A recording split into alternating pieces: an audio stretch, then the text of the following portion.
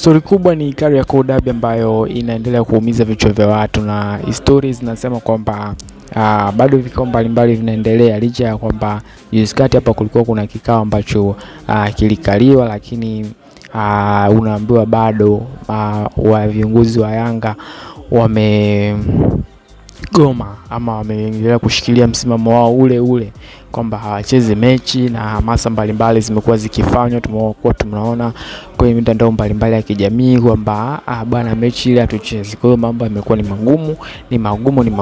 Kwa hiyo kwa upande wa Simba wao bado hawajazungumza, anatoa tu matamko madogo, hajatoa official statement kwamba ili jambo wanafikiana nalo kwa kiasi gani, na wao kama wanabebeleza Yanga waje wacheze mechi, au kama nao wameamua kwamba ubaya ni ubwela. Kwa sababu toka official statement ya Simba ile ya barua itoke, hakukuwahi kuwa na tamko lingine lolote ambalo linamaanisha kwamba Simba wana mwelekeo fulani ambao pengine unaleta matumaini ya mchezo huu kuchezeka. Kwa hiyo huenda ikawa Simba nao wameshikilia misimamo yao mpaka pale ambapo watu waliohusika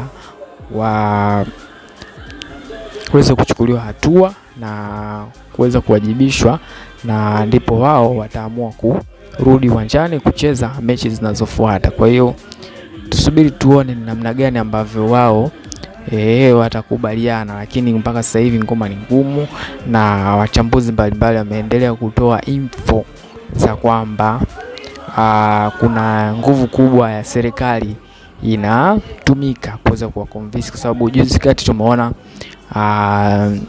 waziri ameweza kuwaita pamoja na naibu wake, waenda viongozi wengi pale, alikuwa rais wa Yanga pamoja na mwenyekiti wa Simba lakini tumeona pia bodi ya ligi, viongozi mbalimbali wameweza kuhusika kwenye kikao kile, lakini hakikuzaa matunda bado.